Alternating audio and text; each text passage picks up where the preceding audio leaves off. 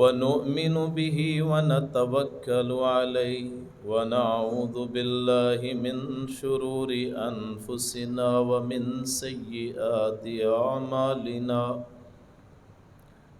من يهده الله فلا مضل له ومن يضلله فلا هادي له ونشهد أن لا إله إلا الله وحده لا شريك له ونشهد أن محمدا عبده ورسوله اللهم صل على محمد وعلى آل محمد كما صليت على إبراهيم وعلى آل إبراهيم إنك حميد مجيد اللهم بارك على محمد وعلى آل محمد كما باركت على إبراهيم وعلى آل إبراهيم إنك حميد مجيد رب اشرح لي صدري ويسر لي أمري واحلل عقدة من لساني يفقهوا قولي رب زدني علما سبحانك لا علم لنا إلا ما علمتنا إنك أنت العليم الحكيم. اور پردے ہٹا دو، دروازے کھول دو، تو پردے ہٹ سکتے ہیں کر دو نہیں ہو پچھلے پر لے.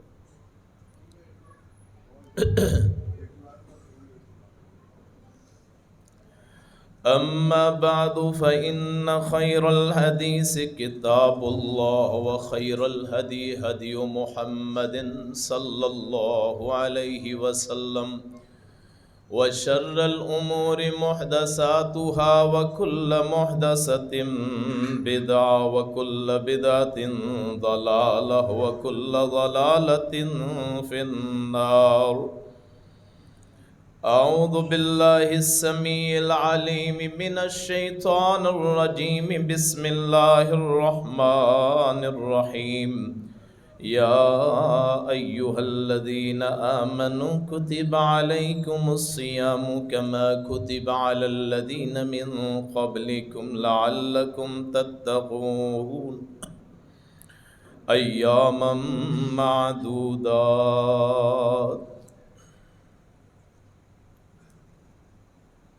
صدق اللہ مولانا العظیم وصدق رسولہ النبی الکریم.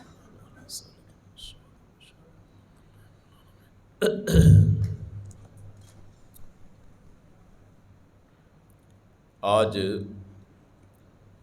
25 رمضان المبارک ہے اور رمضان المبارک کا آخری جمعہ ہے.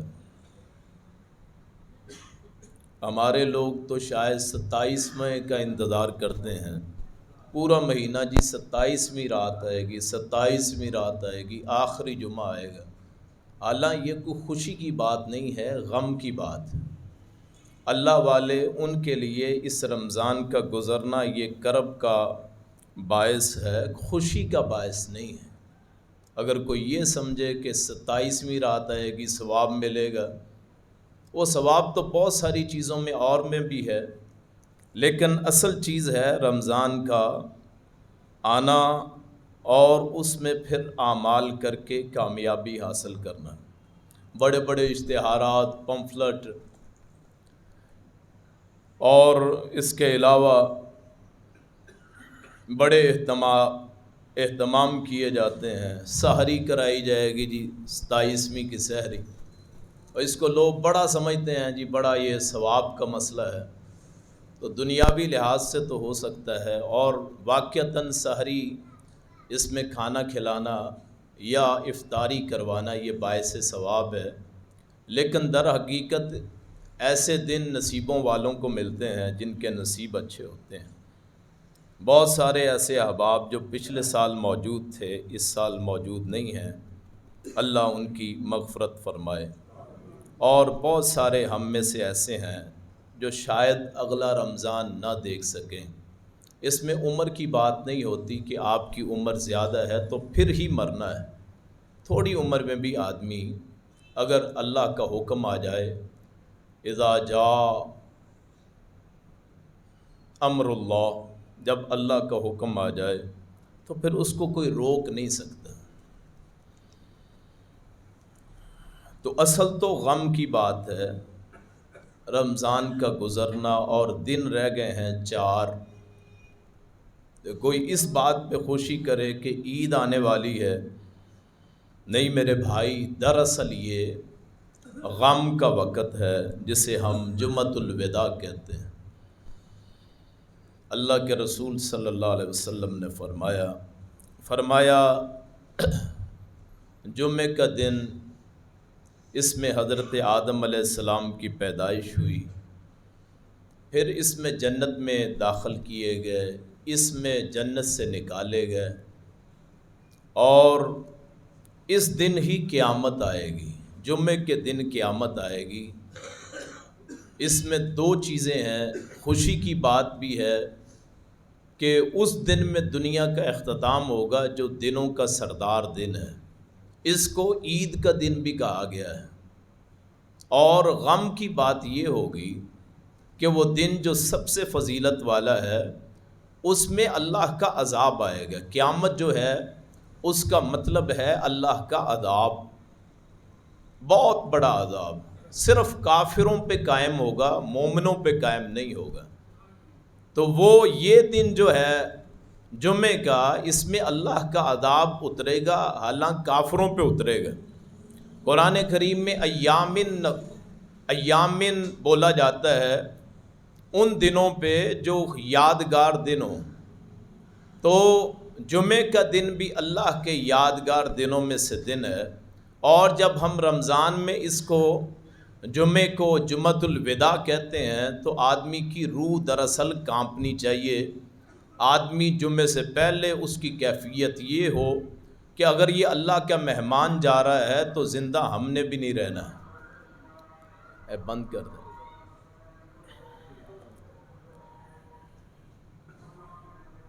تو یہ رمضان کا آخری جمعہ، اس میں بہت ساری یادیں ہم چھوڑ کے جا رہے ہیں۔ سحری کو ہم مس کریں گے، افطاری کا ہم انتظار کریں گے سال بھر، نہ چاہتے ہوئے صبح اٹھنا، اس وقت کھانا، یہ سال کے بعد میسر آئے گا۔ شام کے وقت آپ کو افطار کرنا ہی کرنا ہے، دل چاہے تب بھی، نہ چاہے تب بھی، یہ بھی یاد آئے گا۔ آپ کو تراویح یاد آئے گی، تراویح جو پڑھتے ہیں اور بالکل مطلب سمجھ کے پڑھتے ہیں، ان کے لیے تراویح بہت بڑی چیز ہے، قیام اللیل۔ جو نہیں پڑھتے ان کے لیے کچھ بھی نہیں ہے، ان کے لیے نہ رسول کی اہمیت ہے، نہ ان کے لیے قرآن کی اہمیت ہے، نہ اسلام کی۔ وہ سمجھتے ہیں کہ ایسے ہی پیدا ہو گئے، ایسے ہی زندہ رہتے ہیں، ایسے ہی کماتے ہیں، بچے پیدا کر لیے، ان کی پرورش کر لی، بڑا کر لیا، کاروبار بڑھا لیا، بس یہی زندگی ہے۔ تو میرے بھائی، جس کو یہ نعمت نہیں ملتی تراویح یا قیام اللیل، اس کے لیے تو یہ کوئی ایسی بات نہیں ہے۔ سورہ یاسین کی 11 نمبر آیت میں اللہ فرماتے ہیں انما تنذر من اتبع الذکر وخشی الرحمن بالغیب فبشرہ بمغفرۃ واجر کریم، کہ آپ ڈرا صرف اسے سکتے ہیں جو حق کی پیروی کرتا ہے اور حق کے پیچھے چلتا ہے اور اپنے آپ کو درست کرتا ہے، اس کے لیے اجر کریم ہے۔ ہم سارے خوش ہوتے ہیں کہ رمضان ختم ہو گیا، چاند رات ہے، اور ساری رات نہیں سوتے خوشی سے، اور صبح عید کا دن یہ سمجھ لیتے ہیں کہ نئے کپڑے پہن کے، نئے جوتے پہن کے، بچوں کو ساتھ لے کے، بازار کی رونق بن کے، خریداری کر کے، خوشی منا کے سمجھتے ہیں۔ ہر بندہ سمجھتا ہے عید گھر پہ ہونی چاہیے۔ اعلیٰ مولا علی رضی اللہ عنہ عید کا دن وہ خشک ٹکڑے وہ پانی میں بھگو کے کھا رہے ہیں۔ کسی نے کہا امیر المومنین، لوگ تو خوشی کر رہے ہیں، تو آپ اتنے غم میں ہیں۔ انہوں نے فرمایا کہ اگر مجھے یہ پتہ چلے میرے روزے قبول ہو گئے ہیں، میرے اعمال قبول ہو گئے ہیں، پھر میں بھی خوشی مناؤں۔ جب مجھے پتہ ہی نہیں ہے کہ میرے روزے ان کی حیثیت کیا ہے، میری عبادات کی حیثیت کیا ہے، تو پھر خوشی کس بات کی ہے؟ جب آدمی کوئی نیکی کا کام کرتا ہے تو پھر اس کے بارے میں بعد میں سوچنا چاہیے اس میں کوئی کمی تو نہیں رہ گئی۔ حضرت ابراہیم اور اسماعیل علیہ السلام، انہوں نے جب خانہ کعبہ کو تعمیر کیا، انہوں نے یہ دعا مانگی تھی، ربنا تقبل منا۔ حالانکہ دونوں پیغمبر، دونوں ہی جانسار، دونوں کو یہ علم ہے کہ جو کیا ہے اور گناہوں سے دونوں پاک، ایک قربانی چھری چلانے والا اور ایک جس کے گلے پہ چھری چلی، اور اللہ نے اس چلانے والے کو بھی سچ قرار کر دے دیا، اور جس کے گلے پہ چھری چلائی اس کی سنت کو ساری کائنات کے لیے جاری کر دیا۔ سب کچھ کے باوجود وہ یہ پکارتے، ربنا تقبل منا، اے رب کریم تو ہم سے قبول کر لے۔ حالانکہ کوئی شک نہیں ہے۔ اسی طرح جب آپ رمضان گزار کے، آپ آخری جمعہ پڑھ کے، یا آپ آخری روزہ رکھ کے، ہمیں تو یہ ہوتی ہے کہ اعتکاف والوں کو اٹھائیں جی، ہاتھ ڈال دیں جی، خوشی منائیں جی، مٹھائی لے کے آئیں، یہ ساری چیزیں ہیں، دنیا داری ہے۔ لیکن دراصل وہ اعتکاف بیٹھنے والوں کو اس وقت خوش نہیں ہونا چاہیے، چہرے پہ مسکراہٹ نہیں ہونی چاہیے، آنکھوں میں آنسو کم از کم۔ وہ جو 10 دن اللہ کی راہ میں انہوں نے گزارے ہیں، ایک کمرے کی صورت میں یا چادر لگنے کی صورت میں یا اللہ کی راہ میں جو انہوں نے گزارے ہیں، وہ سوچیں ان میں کوئی کمی تو نہیں رہ گئی ہے، کوئی اللہ کی نافرمانی تو نہیں ہو گئی ہے، کوئی رمضان کی گستاخی تو نہیں ہو گئی ہے، کوئی گناہ ایسا تو نہیں ہو گیا، کوئی کام جس سے مولا کریم ناراض ہو گیا، یا کوئی نیکی بھی کی ہے تو اس میں کوئی ایسی کمی تو نہیں ہے کہ وہ نیکی بجائے باعث نجات کے وہ وبال جان بن جائے۔ تو میرے بھائی، یہ باتیں آپ اور میرے لیے شاید تکلیف دہ ہوں کہ جی آخری جمعہ ہے اور موضوع کیسا بیان کرنا شروع کیا ہے۔ جو حقیقت ہوتی ہے آدمی اس سے بھاگتا ہے۔ عسیٰ ان تحبوا شیئا وہو کرہ لکم، قرآن کریم کہتا ہے کچھ چیزیں جن کو تم بہت پسند کرتے ہو سکتا ہے وہ اچھی نہ ہوں۔ ہم عید کو اچھا سمجھتے ہیں اور سمجھنا بھی چاہیے، مومن مسلمان اکٹھے ہوتے ہیں، لیکن دراصل ہے اپنے اعمال کے محاسبے کا دن کہ یہ رمضان گزر گیا تو کیا ہم نے اس رمضان کے ذریعے اپنے رب کو راضی کیا؟ رسول کائنات صلی اللہ علیہ وسلم مسجد طیبہ، مسجد نبوی، وہ جس میں جنت کا ٹکڑا بھی ہے، ماں بین بیتی و ممبری روضۃ من ریاض الجنہ، جو آپ کے ممبر اور گھر کے درمیان کا جو فاصلہ ہے وہ جنت کا ایک ٹکڑا ہے، باغیچہ ہے۔ علماء کہتے ہیں یہ واقعتاً جنت سے لایا گیا، تو آپ وہاں سے نکل کے اس جنت کے ٹکڑے پہ چلتے ہوئے، آپ کا حجرہ بالکل بائیں طرف ہے آپ کے جہاں ممبر تھا، تو آپ ممبر کی سیڑھیوں پہ چڑھے تو آپ نے 3 مرتبہ آمین فرمائی۔ صحابہ کرام بڑے ہی حیران ہوئے کہ پہلی مرتبہ ہے اور رمضان کا ابتدا ہے، آپ آمین فرماتے ہیں بغیر کسی دعا کے۔ تو عرض کی یا رسول اللہ مسئلہ کیا ہے؟ آپ نے فرمایا جب میں ممبر کے پاس پہنچا تو جبریل امین دعا فرما رہے تھے اور میں اس پہ آمین کہتا گیا۔ 3 دعائیں کیں اور تینوں پہ میں نے آمین کہی۔ میں اور آپ اس دعا کی جو یہ تینوں دعائیں ہیں، اس کے ہم ذرا دیکھتے ہیں کہ اس پہ ہم عمل کرتے ہیں کہ نہیں۔ اس میں خاص ایک تو رمضان کے متعلق ہے کہ جبریل امین، ان کی دعا جو فرشتوں کے سردار ہیں، جو روح الامین ہے، جو رب کائنات کے سفیر ہیں، رب کائنات کے رسول ہیں، اور رسول کائنات صلی اللہ علیہ وسلم ان کے شاگرد بھی ہیں، استاد بھی۔ رسول کائنات کا کوئی استاد نہیں ہے سوائے جبریل امین کے، پہلی وحی کے موقع پہ انہوں نے فرمایا تھا اقرا، پڑھیے، 3 مرتبہ فرمایا تھا۔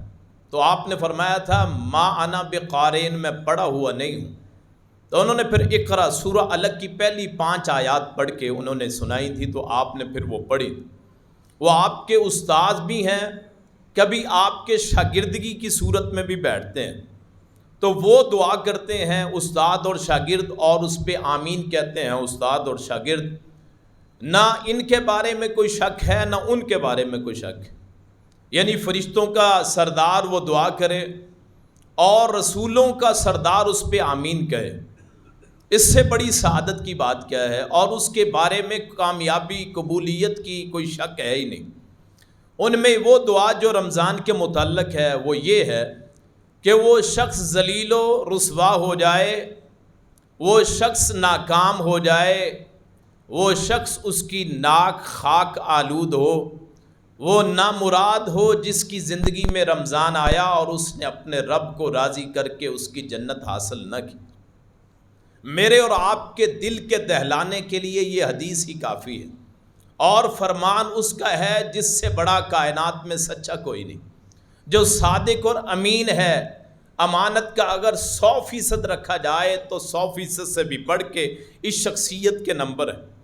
اگر امانت کے نمبر رکھے جائیں، اس شخصیت کے 100% سے بڑھ کے نمبر ہیں، جنہیں ہم رسول خدا حضرت محمد الرسول اللہ صلی اللہ علیہ وسلم کے نام سے جانتے ہیں، کہ وہ شخص ناکام اور نامراد ہو جس کی زندگی میں رمضان آیا اور اس نے اپنے رب کو راضی کر کے اس کی جنت کو حاصل نہ کیا۔ تو جہاں آج ہم جمعۃ الوداع پڑھ رہے ہیں، یا ہم آخری جب سحری یا افطاری کریں گے، تو اس وقت میرے اور آپ کے وہم میں اگر یہ چیز نہیں آتی تو پھر میرے بھائی ساری عبادتیں ہیچ۔ اگر کوئی نیکی چند نفل پڑھ کے اس مہینے میں عبادت کر کے یہ سمجھتا ہے کہ میں نے اللہ پہ احسان کیا ہے، یا مسجد والوں پہ احسان کیا ہے، یا میں نے 5 وقت کی نماز وقت پہ پڑھی ہے، میں نے تہجد پڑھی ہے، کوئی یہ سمجھے، تو وہ دراصل اپنے لیے کر رہا ہے۔ لہا ما کسبت، اس کے لیے ہے جو اس نے کمایا۔ کل میرے اور آپ کے نامہ اعمال میں لکھا جائے گا اس نے یہ کیا، لیکن ہو سکتا ہے اس میں ریاکاری آ جائے، ہو سکتا ہے اس میں دکھلاوا آ جائے، یا کوئی اور خرابی ہو۔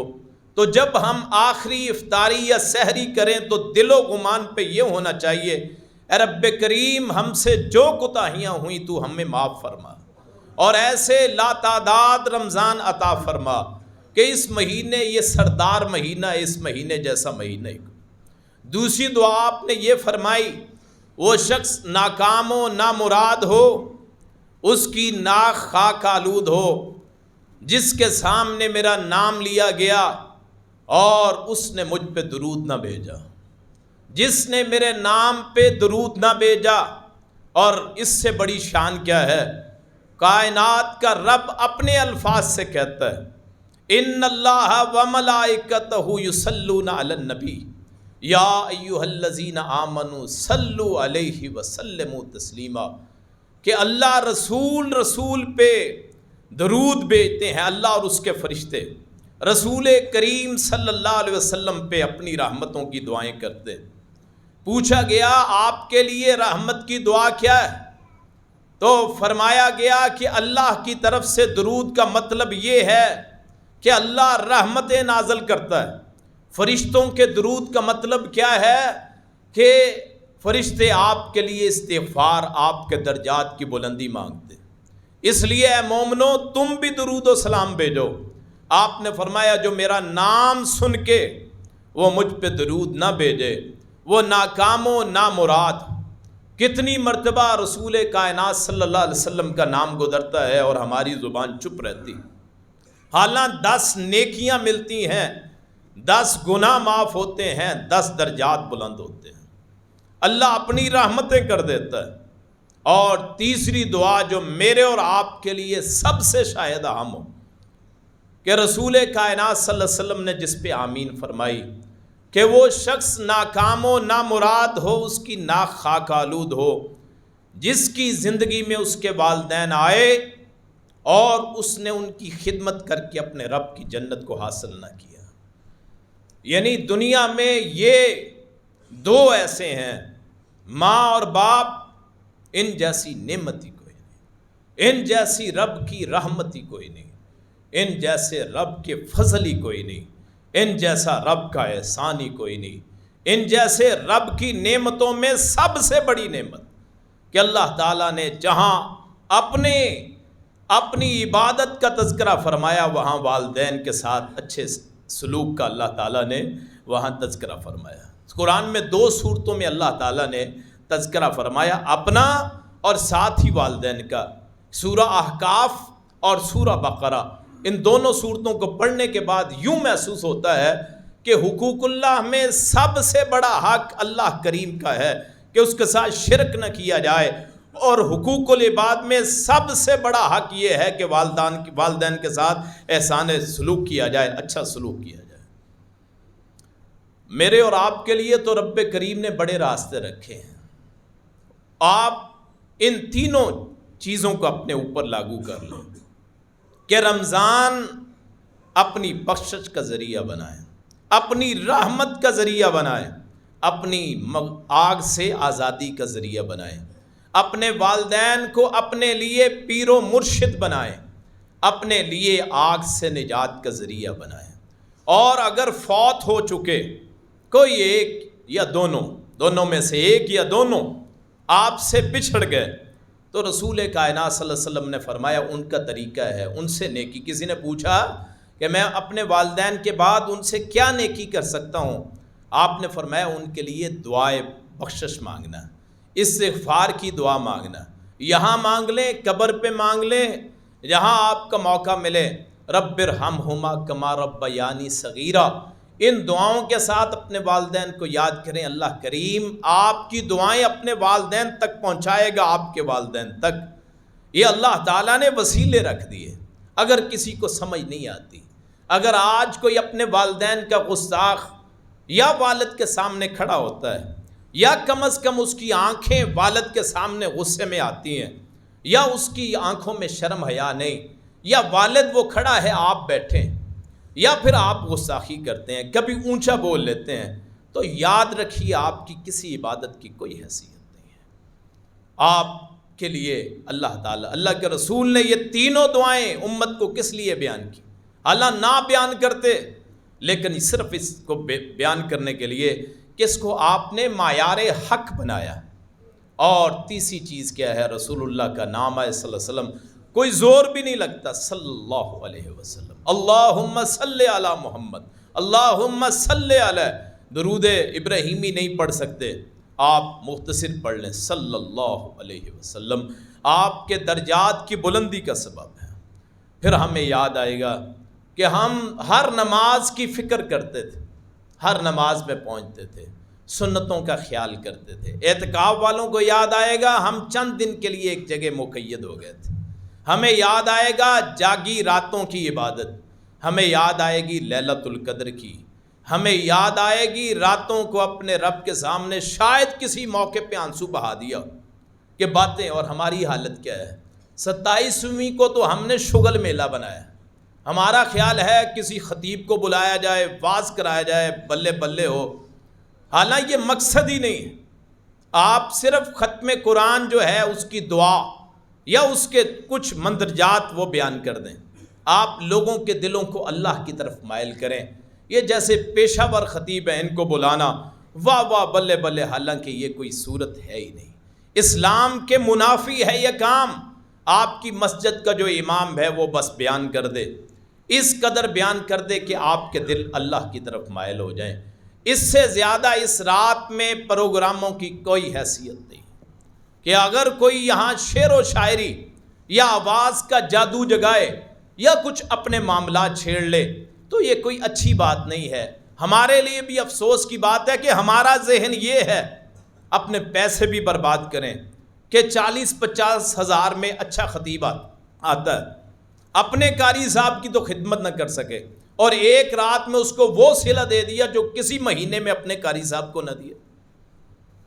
تو اس رات کو پھر اس کے بعد خوش گپیاں، ہم سمجھتے ہیں اس کو اپنا فیسٹیول، اس کو سمجھتے ہیں اپنا منانے، خوشی منانے کا طریقہ، حالانکہ اس رات میں حضرت عائشہ رضی اللہ عنہا نے پوچھا تھا رسول کائنات صلی اللہ علیہ وسلم سے اگر مجھے لیلۃ القدر مل جائے تو میں کیا پڑھوں؟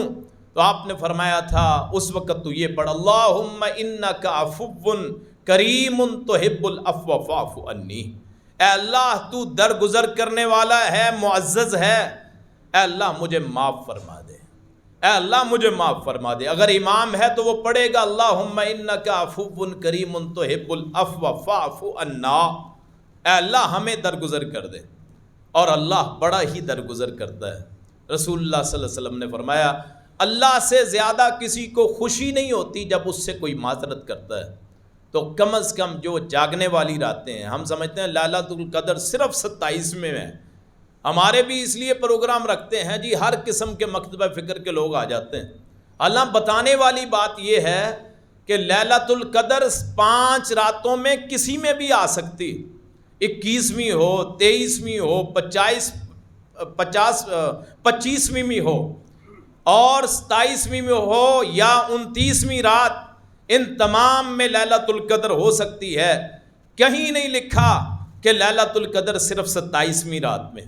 رسول کائنات صلی اللہ علیہ وسلم نے فرمایا لیلۃ القدر ہوگی جس رات میں فجر میں نماز پڑھوں گا تو میرے ماتھے پہ کیچڑ کا نشان ہوگا۔ تو صحابہ کہتے ہیں کہ ہم نے فجر کے وقت دیکھا بارش ہوئی، رسول اللہ کے ماتھے پہ وہ کیچڑ کا نشان تھا۔ وہ 21ویں یا 23ویں رات تھی، 21ویں یا 23ویں رات تھی وہ۔ رسول اللہ ایک مرتبہ نکلے اپنے گھر سے تو آپ کو اللہ نے بتایا کہ فلاں رات یہ لیلۃ القدر ہے، وہ اس رات میں۔ تو آپ نکلے، باہر 2 آدمی لڑ رہے تھے، ان کے لڑنے کی نحوست کی وجہ سے آپ کو لیلۃ القدر بلا دی گئی۔ وہ بھی 27ویں رات نہیں تھی، صرف ابی بن کعب ایک صحابی ہیں، وہ کہتے ہیں 27ویں رات ہی لیلۃ القدر ہے۔ لیکن میرے بھائی ساری روایات کو ہم دیکھیں گے تو یہ پتہ چلے گا کہ باقی جو راتیں ہیں وہ بے فائدہ نہیں ہیں، تمام ہی لیلۃ القدر میں ہو سکتی ہیں، کسی میں ہو سکتی ہے 21ویں، 23ویں، 25ویں، 27ویں، 29ویں۔ لیکن ہمارے معاشرے کی ستم ظریفی یہ ہے ہم رسومات کے مارے ہوئے لوگ، ہم پیدائش پہ، فوتگی پہ، شادی پہ، منگنی پہ، خوشی پہ، غمی پہ، رسمیں جن کا نئے اسلام میں تصور، اسی طرح یہ سراسر گمراہی ہے۔ کوئی یہ سمجھے کہ لیلۃ القدر صرف 27ویں رات میں ہے یا یہ رات افضل، نہیں میرے بھائی۔ 5 راتیں اللہ کے رسول صلی اللہ علیہ وسلم نے بیان فرمائی کہ طاق راتوں میں تلاش کرو لیلۃ القدر کو، صحیح روایت۔ اور ہم نے ان مولویوں نے دراصل کھانے پینے کا کہ عبادت تھوڑی کرنی پڑے، ایک رات گزار لو بس، جیسے ہم محرم کے 10 دن گزارتے ہیں، جیسے ہم ربیع الاول کے کچھ دن گزارتے ہیں، جیسے ہم شعبان کی نصف رات اس کو گزارتے ہیں، جیسے ہم 22 رجب کے کنڈے کرتے ہیں، جیسے ہم ختم اور تیجا ساتہ کرتے ہیں، جیسے ہم یہ برسی اور چہلم کرتے ہیں، جیسے ہم کلوں کا ختم کرتے ہیں، جیسے ہم قرآن خوانی کرتے ہیں، جیسے ہم منگنی اس میں یہ مہندی اور فلاں فلاں رسومات کرتے ہیں، ان کا اسلام سے کوئی تعلق نہیں۔ بدعت ہے وہ شخص جو یہ کہتا ہے کہ صرف 27ویں رات ہی لیلۃ القدر ہے۔ صحابہ کرام بیان فرماتے ہیں کوئی 21ویں کہتا ہے، کوئی 23ویں کہتا ہے، کوئی 25ویں کہتا ہے، کوئی 27ویں کہتا ہے، کوئی 29ویں کہتا ہے، ساری روایات۔ اور ہم نے دین کو چھپا لیا، اس کو صرف 27 میں بند کر دیا۔ حضرت عائشہ فرماتی ہیں جس شخص نے یہ کہا کہ محمد کائنات صلی اللہ علیہ وسلم نے دین میں سے کچھ چھپایا ہے، اس نے رسول اللہ پہ جھوٹ باندھا ہے۔ جو بندہ، جو مولوی، جو مفتی، جو واعظ یہ بیان کرے کہ صرف 27ویں ہی لیلۃ القدر ہے، اس سے دلیل کا مطالبہ کیجئے، جھوٹ بولتا ہے، رسول اللہ پہ جھوٹ باندھتا ہے۔ ہماری بھی بدقسمتی ہے کہ ہم سمجھتے ہیں 27 کو سارے لوگ آ جاتے ہیں، ہم لوگوں کی پرواہ کرتے ہیں، اللہ کے دین کو کسی کی پرواہ کی ضرورت نہیں ہے۔ اور دین اس وقت بھی تھا جب دار ارکم میں تھے، کوئی وہاں حامی و ناصر نہ تھا، چھپ کے عبادت کرتے تھے، اور دنیا کائنات کی وہ پہلی درسگاہ، اس جیسی کائنات میں درسگاہ کوئی نہیں جو مکے میں رسول اللہ نے بنائی تھی، چھپ چھپ کے عبادت کرتے تھے۔ وہ تو حضرت عمر جب اسلام لائے تو پھر عام تبلیغ شروع ہوئی یا اونچا نام لیا گیا، وگرنہ خانہ کعبہ میں تو نماز نہیں کروا سکتے تھے۔ آپ نماز پڑھتے، کبھی آپ کی گردن پہ کوئی پاؤں رکھنے کی کوشش کرتا، کبھی اونٹ کی اوجڑی پھینک دی جاتی، کبھی کوئی کوڑا کرکٹ پھینکتا، کبھی کوئی پتھر مار دیتا، کبھی کوئی آپ پہ گندگی پھینکتا۔ وہ مقدس لوگ جنہوں نے چیزوں کی پرواہ ہی نہیں کی، اور ہم سمجھتے ہیں کہ یہ دن رکھیں گے تو لوگ زیادہ آئیں گے، اور فوراً تیار ہو جاتے ہیں۔ اس کے لیے آپ پمفلٹ بھی چھپواتے ہیں، فلیکسز بھی بنواتے ہیں۔ اصل جو بات ہے وہ بات ہم نہیں سمجھتے، ہم وہی ساری پرانی عادتیں سارے کہ جی بس اس میں، اور رات کو ہلا گلا کریں، سحری کھائیں، افطاری کریں، کھائیں پئیں، بس بازار کی رونق بڑھائیں۔ حالانکہ افسوس ہوتا ہے کہ 2-3 دن رہتے ہوتے ہیں کہ اللہ کا مہمان جا رہا ہے اور ہم خوشی منائیں۔ کم از کم کسی ایک موقع پہ بیٹھ کے وہ 27ویں رات کو، 29ویں رات کو کبھی یہ خیال آ جائے کہ جیسے یہ دن گزر گئے ہیں، ہو سکتا ہے یہ مہینہ وبال جان ہی کیوں نہ بن جائے، ہو سکتا ہے وبال جان بن جائے۔ میرے بھائیوں، اس مہینے کی یادیں وہ آدمی کے ذہن میں تر و تازہ رہیں گی۔ وہ سحری کے وقت اٹھ کے جانا اور رمضان کی وہ فجر کی نماز پڑھنا۔ بعض لوگ ایسے بھی شاید ہوں بد نصیب کے سحری کھاتے ہیں، سو جاتے ہیں، سحری کھا کے فجر کی نماز پڑھنا گوارا نہیں کرتے، مسجد میں آنا گوارا نہیں کرتے، اور یہ سمجھتے ہیں کہ روزہ رکھ لیے۔ اس روزے کی حیثیت ہی کیا ہے جو رب کائنات کی نماز اس میں پڑھی نہیں، آپ کی ابتدائی اچھی نہیں ہے۔ اور سحری کے بغیر بھی روزہ ہو جاتا ہے۔ سحری ضروری نہیں ہے، سحری ایک سنت ہے، کرنی چاہیے، لیکن اگر کوئی سحری نہ کرے تو اس کا مطلب یہ نہیں کہ اس کا روزہ نہیں رکھا گیا، روزہ بالکل ہو جاتا ہے سحری کے بغیر۔ لیکن یاد رکھیے، جب رب کائنات کی آپ نماز نہیں پڑھتے تو رب کائنات کی نافرمانی کرتے۔ یا گھر میں پڑھ لیجیے، مسجد دور ہے۔ بنو سلمہ ایک خاندان بیٹھا تھا مدینے سے فاصلے پہ، انہوں نے ارادہ کیا کہ وہ ایک پلاٹ خرید لیں مسجد نبوی کے پاس۔ آپ کو پتہ چلا تو آپ نے بلایا، انہوں نے کہا جی ہم دور، ہمیں جگہ دور ہے، وہاں سے آنا مشکل ہے۔ تو آپ نے فرمایا وہیں رہو، تمہارے جو قدموں کے نشانات ہیں ان کا بھی تمہیں ثواب ملتا ہے۔ تو ہم اگر سحری کھائیں، نماز ہی نہ پڑھیں تو کتنی بد نصیبی کی بات کہ اس وقت رب کائنات کے 2 فرشتے آتے ہیں، عصر کی نماز کے بعد اور فجر کی نماز کے بعد 2 فرشتے آتے ہیں۔ وہ جانے والے، وہ جو فجر کے وقت آتے ہیں، ایک جانے والے ہوتے ہیں جو عصر کے وقت آتے ہیں، جو فجر کے وقت آتے ہیں وہ عصر کے بعد جاتے ہیں۔ تو وہ نام لکھ کے لے جاتے ہیں، رب کائنات کو فہرست ملتی ہے، اور اگر اس میں میرا نام ہی نہ ہو، اگر رب کائنات کے پاس میرا نام نہ پہنچے، یہ صرف یہ لکھا ہو جی سحری کھا کے سو گیا، اور پھر اس وقت رب کائنات وہ کیا فیصلہ کریں، اللہ پاک محفوظ فرمائے۔ ایک حدیث سن لیں میرے اور آپ کے ایمان کے لیے۔ رسول اللہ نے فرمایا، جس نے ایک نماز جان بوجھ کے چھوڑی، من ترک الصلاۃ متعمدا فقد کفر، جس نے ایک نماز جان بوجھ کے چھوڑی اس نے کفر کیا، محمد کائنات کے دین سے کفر کیا۔ اور ہم کتنی نمازیں چھوڑتے ہیں، صرف سحری نہیں، فجر کی نہیں، رات کو تراویح تو دور کی بات ہے، عشاء کی نماز پڑھنا گوارا نہیں کرتے ہیں جی۔ روزے دار صرف 27ویں کو عبادت کر لو بس، وہ جی وہاں ایسی رات ہے جس میں 83 سال 4 مہینے کی عبادت کا ثواب ملتا ہے، اس میں بس کر لو۔ نہیں میرے بھائی، اللہ کو وقتی اعمال کی کوئی ضرورت نہیں ہے۔ اللہ تعالیٰ تمہارے دلوں کے تقوی کو دیکھتا ہے کہ سارا سال قائم رہتا ہے یا ایک رات کے لیے اس کا ایمان جاگتا ہے، وہ ہمیں یاد آئے گا۔ فجر کی نماز یاد آئے گی، اور قاری صاحب اگر زیادہ پڑھ دیں تو غصہ کرتے ہیں جی نماز لمبی کر دی۔ کیوں جی؟ یہ غصہ آتا ہے کہ نماز لمبی کر دی۔ اگر کھیل تماشا ہو رہا ہو، میلہ لگا ہو، کوئی اور لڑائی ہو رہی ہو، کیوں جی وہاں وہ جن کے گھٹنے کام نہیں کرتے، وہ جو کھڑے نہیں ہو سکتے وہ بھی گھنٹوں کھڑے رہتے ہیں، کوئی میچ ٹورنامنٹ ہو وہاں بھی، اور نماز اگر امام 10-15 منٹ کی کروا دے تو قاری صاحب آپ نے لمبی نماز پڑھا دی۔ اس بات پہ خوش نہیں ہوتے کہ نماز رب سے ملاقات، کائنات میں صرف ایک ہی محبوب ہے جو حقیقی محبوب ہے. یہ دنیا کے جو محبوب ہیں ان کی صورتیں بدل جاتی ہیں. جوانی میں حسن ہوتا ہے، بڑھاپے میں جھرجھریاں پڑ جاتی ہیں. یہ عارضی محبتیں ہیں. عارضی محبوب اللہ کائنات کا جو رب ہے وہ مستقل محبوب، اس کی ملاقات. عارضی محبوب کے لیے محلے پھلانگ دیے، دیواریں پھلانگ دی، علاقے چھوڑ دیے، لڑائی کی. اور جو مستقل محبوب ہے اس کی نماز میں تجھے لطف نہ آیا، اس کی نماز میں، اس کی ملاقات میں تیرا دل پرسرور نہ ہوا.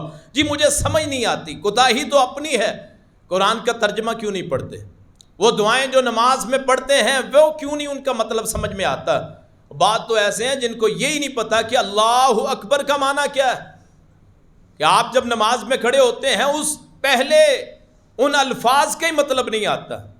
بعض ایسے ہیں جن کو مسلمان کا مطلب نہیں آتا، یہی نہیں پتا مومن کا معنی کیا ہے، یہی نہیں پتا اذان کا ترجمہ کیا ہے، یہی نہیں پتا کہ نماز کو عربی میں کیا کہتے ہیں، یہی مطلب نہیں آتا کہ رکوع کا مطلب کیا ہے، یہی سمجھ نہیں آتی کہ سجدہ کہتے کسے ہیں، یہی پتہ نہیں چلتا کہ تشہد کسے کہتے ہیں، قعدہ کسے کہتے ہیں، سلام کسے کہتے ہیں، تکبیر تحریمہ کسے کہتے ہیں. یہی نہیں پتا کہ سمی اللہ لمن حمیدہ کا معنی کیا ہے. اس لیے لطف نہیں آتا، قرآن کا ترجمہ ہی نہیں آتا، وہ پتہ ہی نہیں ہے قیام کسے کہتے ہیں. اتنی بے رغبتی اللہ کے دین سے، اللہ کے دین سے، قرآن کریم سے. قرآن کریم کا معنی نہیں آتا. 95% مسلمانوں کو یہی نہیں پتا کہ قرآن کریم کا معنی کیا ہے. شاید 90% لوگوں کو یہ نہ علم ہو کہ محمد نام کا معنی کیا ہے، احمد نام کا معنی کیا ہے، اسلام کا معنی کیا ہے، ایمان کا معنی کیا. بے رغبتی. نماز پڑھی فوراً نکل گئے، کوئی ذکر اذکار نہیں، کوئی اللہ کا نام نہیں. تیزی ہے جی کاروبار کی، سلام پھرا ساتھ ہی سنتیں شروع، نفل شروع. حضرت عمر رضی اللہ عنہ نے ایک بندے کو دیکھا کہ نماز ختم ہوئی، اس نے فوراً نماز شروع کر لی. تو انہوں نے فرمایا اللہ کے رسول کی موجودگی میں کہ پچھلے لوگ اس وجہ سے ہلاک ہوئے کہ انہوں نے نمازوں کو ملایا. تو رسول اللہ نے فرمایا تو نے سچ کہا اے عمر. کتنے افراد ہیں جو 5-7 منٹ نماز کے بعد بیٹھتے ہوں گے، کوئی ذکر کرتے ہوں گے، کہ وقت ہی نہیں ہے. حالانکہ جس نے کام کرنے ہیں اس کے ملاقات میں تو آپ بیٹھے. وہ ہم سمجھتے ہیں دکان رزق دیتی ہے، ہم سمجھتے ہیں گاہک آئے ہوئے ہیں، وہ بھیجنے والی وہ ذات. کتنے لوگ ہیں جن کی دکانوں پہ گاہک ہی کوئی نہیں آتا. تو آپ اپنے رب کی عطا پہ راضی ہوں کہ اس رب نے مجھے اتنے گاہک عطا کیے ہیں کہ میری گاہکوں کی باری نہیں آتی. کاروبار پہ اللہ کا فضل ہے تو اس کے لیے اپنا وقت گزارے. ہر نماز کے بعد 5 منٹ کے لیے بیٹھیں. یہ قیامت کے دن آپ کی قبر میں یہ نور کا باعث ہوں گے. وہاں بیٹھ کے پڑھیں سبحان اللہ، الحمدللہ، لا الہ الا اللہ، اللہ اکبر، لا حول ولا قوت الا باللہ، سبحان اللہ و بحمدہ، سبحان اللہ العظیم. ایک حدیث آتی ہے کہ جو رات تہجد نہ پڑھ سکتا ہو، غور سے حدیث سنیے، جو رات کو تہجد نہ پڑھ سکتا ہو، آدمی بزدل ہو، اللہ کے راستے میں نہ لڑ سکتا ہو، اللہ کے راستے میں مال نہ خرچ کر سکتا ہو، غریب ہے، تو رسول اللہ نے فرمایا اس کے لیے یہ کلمہ کافی ہو جائے گا، سبحان اللہ و بحمدہ. صرف اتنا کلمہ، سبحان اللہ و بحمدہ، صرف اتنا کلمہ. کتنا مشکل ہے یہ. کم از کم آپ بیٹھ کے پڑھ لیں 5 منٹ، آیت الکرسی پڑھیں. میرے بھائیوں یہ آپ کو موضوع خشک لگتا ہے، آپ کے سامنے واقعہ بیان ہو حسن یوسف کا، آپ کے سامنے بیان ہو رسول اللہ کی زلفوں کا، آپ بڑے خوش ہوتے ہیں. کوئی شعر پڑھ دے اس پہ بڑے خوش ہوتے ہیں. کیوں؟ ہم وعظوں کے قائل ہیں. حالانکہ ان جمعوں کا، ان تقریروں کا مقصد صرف یہی ہے کہ اللہ یاد آ جائے، اللہ کی پہچان ہو جائے، آپ وہاں بیٹھ کے اللہ کا ذکر کریں. لیکن ہم دیکھتے ہیں خاص طور پہ جس مسجد میں کھڑا ہوں، اس مسلک کے لیے تو مشہور ہی یہ ہے کہ یہ روحانیت سے خالی لوگ. ہمارے لیے ہم یہ سمجھتے ہیں کہ اللہ کی توحید کو مان لیا تو اب ذکر اذکار کی وقت ختم. اگر آپ اللہ کو ماننے والے ہیں پھر اس کا ذکر کیوں نہیں کرتے؟ جس ذات سے پیار ہوتا ہے اس ذات کے ذکر سے بھی پیار ہوتا ہے۔ آپ اپنے محبوب سے گھنٹہ گھنٹہ بات کرتے ہیں، لمبے لمبے پیکجز ہیں، میسیجز پہ میسیج، اور وہ جو حقیقی معبود ہے، حقیقی محبوب ہے، اس کے لیے آپ کو 5 منٹ بھی نہیں ملتے۔ تو یہ بد نصیبی کی بات ہے کہ اگر ذکر کو اپنے اوپر بوجھ سمجھتے ہیں کہ ہم بیٹھیں گے تو ٹائم ضائع ہوگا، وہی ٹائم ہوگا جو قیامت کے دن ہمارے لیے قیمتی ہوگا، باقی سارا ضائع ہو جائے گا۔ وہاں اپنے ہاتھوں پہ کاٹ کے کہے گا یوم یعض الظالم علی یدیہ، وہاں اپنے ہاتھوں پہ وہ دانت کاٹے گا، اپنے گوشت کو کھا کھا کے کہے گا کاش میں نے کسی اور کو دوست نہ بنایا ہوتا، کاش میں نے اللہ کے راستے کو پکڑا ہوتا، کاش میں نے اس رمضان کو اچھے طریقے سے گزارا ہوتا۔ پھر ہمیں یاد آئے گا ہمیں کہ عام دنوں میں نمازی کم، رمضان میں نمازی زیادہ، اور یہ باعث شرم ہے کہ ہم جنازے میں پہنچتے ہیں، جنازے میں منہ ملازہ ہوتا ہے، ہم ان کے جنازوں پہ گئے، یہ ہمارے جنازوں پہ آئے، فلاں دوست پوچھتے ہیں نماز جنازہ کتنے بجے، جنازہ کتنے بجے، پتہ چلتا ہے پہنچتے ہیں، حالانکہ وہ فرض کفایہ ہے۔ اگر پورے شہر میں 5 افراد بھی پڑھ لیں تو جنازہ ہو گیا، لیکن وہ نماز جو 5 وقت کی نماز ہے، اگر کھڑے ہو کے نہیں پڑھ سکتے بیٹھ کے پڑھ لیں، بیٹھ کے نہیں پڑھ سکتے لیٹ کے پڑھ لیں، لیٹ کے نہیں پڑھ سکتے سکت ہے ہی نہیں آنکھوں کے اشاروں سے پڑھ لیں، اگر وہ بھی نہیں ہے تو جس حالت میں پڑھ سکتے ہیں پڑھ لیں۔ اگر ناپاکی میں ہے، آپ کی حالت ہی ایسی رہتی ہے کہ کپڑے پاک ہی نہیں ہوتے، اسی حالت میں طہارت کر کے 1 مرتبہ نماز پڑھ لیں۔ اگر وضو نہیں کر سکتے تیمم کر لیں، اللہ رب کائنات نے اجازت نہیں دی کوئی ایک نماز بھی چھوڑ کے جائے۔ میرے بھائیوں، رمضان کی یہ یاد بھی ہمیں آئے گی کہ ہم وہاں 5 وقت کی نماز پڑھتے تھے، اس لیے کہ میرا روزہ ہے، میں سمجھتا ہوں کہ روزے میں نماز نہیں چھوڑنی۔ تو میرے بھائی، یہ نماز، اس کا تعلق صرف روزے سے نہیں ہے، اس کا تعلق تیری ساری زندگی سے ہے۔ ما خلقت الجن والانس الا لیعبدون، یہ زندگی میں آئے صرف اس لیے ہو کہ اپنے رب کی عبادت کرنی، باقی معاملات رب کے سپرد ہیں، رزق رب کے سپرد ہے، عزت رب کے سپرد ہے، یہ سارے معاملات، اولاد، دولت، سب کچھ رب کے سپرد ہے۔ اگر میری اور آپ کی ڈیوٹی صرف ایک ہے کہ اپنے رب کی عبادت کرنی ہے، اس کے علاوہ کوئی دنیا میں مقصد نہیں ہے، اور جس بندے کو یہ مقصد آج یاد نہیں ہے، کل قیامت کے دن وہاں اللہ کے حضور اللہ اس کو بلا دیں گے، وہ بے یارو مددگار رہ جائے گا۔ کوئی یوم یفر المرء من اخیہ وامہ وابیہ وصاحبتہ وبنیہ لکل امرئ منہم یومئذ شأن یغنی، وہ بیوی جس کو آپ اپنا زندگی کا ہم سفر سمجھتے ہیں، وہ اولاد جس کو آپ سمجھتے ہیں کہ یہ رب کی نعمت ہے، وہ آپ بیٹی جس کو آپ سمجھتے ہیں رب کی رحمت ہے، وہ والدین جن کو آپ اپنی جنت سمجھتے ہیں، جنت کا دروازہ سمجھتے ہیں، وہ اپنے دوست جن کو آج آپ کہتے ہیں کہ میرا بازو ہے، وہ بھائی جن کو آپ اپنے بازو سمجھتے ہیں، اپنی قوت ذریعہ سمجھتے ہیں، قوت کا ذریعہ، یہ سارے ہی چھوڑ کے چلے جائیں، کوئی پاس نہیں رہے گا۔ لِكُلِّ امْرِئٍ مِّنْهُمْ يَوْمَئِذٍ شَأْنٌ يُغْنِيهِ، آدمی کے لیے صرف اس کی اپنی حالت کافی ہوگی، یا اللہ ہوگا یا میں ہوں گا، کوئی تیسرا نہیں ہوگا۔ اس رب کائنات کے یاد کے لیے نماز ہی اصل چیز ہے۔ نماز میں آپ سب کچھ مانگ لیتے ہیں۔ آپ رب کائنات کی جب تسبیح کرتے ہیں، بندہ جب کہتا ہے الحمدللہ رب العالمین، اللہ کہتا ہے حمدنی عبدی، میرے بندے نے میری تعریف کر دی۔ بندہ کہتا ہے الرحمن الرحیم، رب کائنات کہتا ہے اثنا علی عبدی، میرے بندے نے میری تعریف کر دی، ثنا بیان کر دی، میری نعت، میری خوبی بیان کر دی۔ بندہ جب کہتا ہے مالک یوم الدین، اللہ کہتا ہے مجدنی عبدی، میرے بندے نے میری بزرگی بیان کر دی۔ جب بندہ کہتا ہے ایاک نعبد و ایاک نستعین، تو رب کائنات فرشتوں میں بیٹھ کے ارشاد فرماتا ہے یہ جو اس نے مانگا میرے لیے میری تعریف کر دی، میں نے قبول کر لی، اب جو اس کے دل میں اگر خیالات بھی ہوں گے میں انہیں بھی اس کا ثواب عطا فرماؤں، ان کو بدلہ دے دوں گا۔ میرے بھائی، اتنا آسان طریقہ ہے 5 وقت کی نماز اپنے رب کریم کے سامنے، اور رب راضی ہو گیا تو سارا جگ راضی ہو گیا، سارا بیڑے ہی پار ہو گیا۔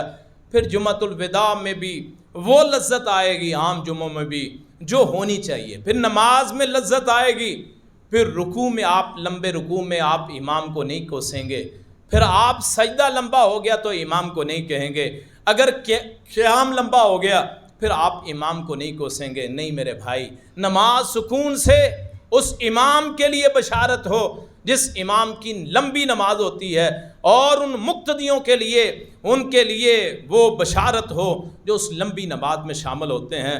رسول کائنات صلی اللہ علیہ وسلم نے فرمایا، بندہ جب سے وضو کر کے آتا ہے، بندہ نماز کی حالت میں ہوتا ہے، نماز سے فارغ ہونے کے بعد ویسے ہی بیٹھا رہے، بعد ویسے ہی بیٹھا رہے، رب کائنات اس کو نماز کی حالت میں لکھ دیتے ہیں۔ تو گھبرانے کی بات کیا ہے؟ اگر رب کائنات کے سامنے ہاتھ بندھے ہوں، کبھی ہاتھ اٹھتے ہیں، کبھی ہاتھ گرتے ہیں، کبھی وہاں دعا مانگتا ہے، کبھی درود پاک پڑھتا ہے، کبھی فاتحہ پڑھتا ہے، کبھی 7 سورت ملاتا ہے، کبھی سبحان ربی العظیم، کبھی سبحان ربی الاعلیٰ، یہ ساری یاد آئیں گی رمضان گزرنے کے بعد۔ عصر کی نماز یاد آئے گی، اور ساتھ یہ بھی یاد آئے گا، ایک حدیث ہے کہ رسول اللہ نے فرمایا جب آدمی قبر میں جاتا ہے، وہ رات کا وقت ہو، صبح کا وقت ہو، دن کا ہو، شام کا، اسے یوں ہی محسوس ہوتا ہے جیسے عصر کا وقت ہوتا ہے۔ وہ فرشتے حساب لینے کے لیے آتے ہیں، حساب لینے کے لیے آتے ہیں۔ یہ عذاب قبر جو ہے برحق قبر کی زندگی، جسے برزخ کی زندگی کہتے ہیں، برحق ہے۔ انشاءاللہ عید کے بعد میں پورا جمعہ اس پہ پڑھاؤں گا۔ بہت لوگ ہیں جو قبر کی عذاب کے یا قبر کی زندگی کے منکر ہیں، وہ کہتے ہیں نہیں بس قیامت کو اٹھنا ہے۔ پورا جمعہ انشاءاللہ پڑھائیں گے۔ تو آپ نے فرمایا جب وہ سوال کرنے آتے ہیں منکر نکیر فرشتے، وہ نیلی آنکھوں والے، تو وہ جب سوال جواب کرنے آتے ہیں تو اسے ایسے محسوس ہوتا ہے جیسے عصر کا وقت ہے، تو وہ انہیں یہ کہتا ہے ٹھہرو میں نے عصر کی نماز پڑھنی ہے۔ تو فرشتے وہ اس کے صرف اس کہنے پہ، حالانکہ نماز نہیں پڑھنی، لیکن وہاں قبر میں بھی نماز کا تصور۔ اور میں اگر کہوں کہ رمضان کا آپ کو حاصل کیا ہے تو دراصل نماز۔ رمضان سے ہمیں حاصل کیا ہوا؟ نماز۔ وہ رات کی تراویح ہو، وہ صبح کو اٹھنا ہو، وہ آپ کے نوافل ہوں، ساری چیزیں ایک طرف رمضان کی، نماز ایک طرف۔ اس وقت بھی آدمی کو خیال آئے گا جو مومن اور نمازی ہوگا کہ میری عصر کی نماز رہتی ہے۔ فرشتے کہتے ہیں اب سوال جواب کیا کرنا ہے، ہمیں پتہ چل گیا تو مومن ہے، تو مسلمان ہے، تو رسول اللہ کا ماننے والا ہے، تو دین اسلام پہ چلنے والا ہے، تو رب کائنات کی نماز پڑھنے والا ہے۔ اس وقت ہمیں یاد آئے گا افطاری یاد آئے گی اس وقت ہمیں۔ رسول اللہ نے فرمایا مومن کے لیے، روزے دار کے لیے، آخری 2-3 باتیں کروں گا پھر میں بات ختم کروں۔ مومن کے لیے، روزے دار کے لیے 2 خوشیاں ہوتی ہیں۔ ایک خوشی ہے جو رب کی ملاقات کے وقت ہوگی، کہ جب آدمی کی جان نکلے گی، روزے دار کو اللہ تعالیٰ کہ اللہ فرماتے ہیں الصوم لی وانا اجزی بہ، کہ روزہ میرے لیے ہے، میں ہی اس کی جزا دوں گا۔ اور دوسری خوشی کیا ہے، جزا کیا ہے؟ جنت۔ کہ روزے دار آدمی کی جب جان قبض ہوگی تو لکھ دیا جائے گا یار باقی اعمال چھوڑو، یہ روزے دار تھا۔ جنت میں ایک دروازہ ہے جو دروازہ صرف روزے داروں کے لیے ہے۔ ایک تو وہ خوشی ہے، اور دوسری خوشی اس وقت ہے جب آدمی روزہ افطار کرتا ہے۔ وہ ہمیں یاد آئے گا، رسول اللہ نے فرمایا صلی اللہ علیہ وسلم کہ آدمی روزے دار کے منہ کی جو بو ہوتی ہے افطار کے وقت، وہ لوگوں کو بری محسوس ہوتی ہے، ساتھ والوں کو بری محسوس ہوتی ہے، تیرے منہ سے بدبو آ رہی، وہ اللہ کریم کے نزدیک کستوری سے زیادہ پسندیدہ ہوتی ہے، اللہ کو اتنی پسند ہوتی ہے۔ وہ یاد آئے گا رمضان کے بعد۔ پھر تراویح یاد آئے گی، ان لوگوں کو جو پڑھتے ہیں، جو نہیں پڑھتے ان کا تو تعلق ہی نہیں ہے، ان کو یاد آئے گا۔ پھر صبح و شام کا اکٹھے بیٹھنا، شاید پورے سال میں اتنی پابندی سے ہر روز نہ بیٹھتے ہیں، وہ یاد آئے گا۔ پھر سحری کی اذان ہوگی جی، پہلی اتنا منٹ رہتا ہے جی، یہ تردد کبھی یاد نہ آئے گا۔ پھر پہلی تکبیر کے ساتھ ملنا، یہ یاد نہ آئے گا۔ پھر وہاں لیلۃ القدر یاد آئے گی، وہاں اعتکاف والوں کو اعتکاف یاد آئے گا، وہاں ذکر کرنے والوں کو ذکر یاد آئے گا، وہاں اللہ کی یاد رکھنے والوں کو اللہ کی یاد وہاں آئے گی کہ آپ عام دنوں میں نیکی کرتے ہیں تو 10 گنا ثواب ملتا ہے، رمضان میں نیکی 700 گنا تک لکھ دی جاتی ہے۔ وہاں نفل فرض کے برابر ہوتا ہے، وہاں ایک فرض 70 فرضوں کے برابر ہوتا ہے۔ رسول اللہ صلی اللہ علیہ وسلم کی ساری زندگی اسی پہ گزری ہے۔ میں اور آپ اس جمعے کو یہ سمجھیں کہ اللہ کا مہمان ہم سے رخصت ہو رہا ہے، جیسے بڑا پیارا کوئی ہم سے رخصت ہو رہا ہے، بڑا ہی پیارا کسی کا بیٹا اس سے بچھڑ جائے، کسی کی بیٹی کسی کے والد بچھڑ جائیں تو وہ جیسے غم کرتا ہے۔ تو رمضان کا جانا خوشی کا سبب نہیں ہے، کوئی یہ سمجھے کہ عید آ گئی ہے، نہیں۔ جمعۃ الوداع کا سبق یہی ہے کہ اپنے اس رمضان کے گزرنے پہ پریشانی ہو کہ یہ پتہ نہیں اگلا رمضان دیکھنے کو ملنا ہے کہ نہیں، پتہ نہیں میری صحت یہ رہنی ہے کہ نہیں کہ میں روزے رکھ سکوں، پتہ نہیں اگلا سال مجھے میسر ہونا ہے کہ نہیں۔ وہ ساری چیزیں آدمی کے ذہن میں ہوں، پھر پورے رمضان کا صرف اتنا سوچنے پہ کہ رب کائنات تیرا مہینہ گزر گیا، میں پریشان ہوں، پتہ نہیں ثواب ملا ہے کہ نہیں۔ یہ آپ کی نیت ہوگی، جو بھی آپ کی کمی کوتاہی اللہ تعالیٰ اس کو صاف کر دے گا۔ جمعۃ الوداع کا آج کا مقصد یہی ہے۔ اللہ مجھے آپ کو اس مقصد کو سمجھنے کی توفیق عطا فرمائے۔ اللہ مجھے اور آپ کو جو کمی ہے اس کو دور کرنے کی توفیق عطا فرمائے۔ اللہ جتنے لوگ پریشان ہیں ان کی پریشانیاں دور فرمائے، جو بیمار ہیں اللہ انہیں صحت تندرستی والی لمبی زندگیاں عطا فرمائے۔ بہت سے احباب انشاءاللہ ہم دعا کریں گے، اور کل ہم انشاءاللہ دعا کریں گے ختم قرآن کے موقع پہ انشاءاللہ۔ اس میں تمام احباب ان سے گزارش ہے وہ شرکت کریں، اور وہ دعا ہوتی ہے اپنے سال میں ایک مرتبہ ہم کرتے ہیں، وہ سارے معاملات اللہ کے سامنے رکھتے ہیں۔ اللہ پاک انشاءاللہ دعاؤں کو قبول کرنے والا ہے۔ آخر دعوانا ان الحمد للہ رب العالمین۔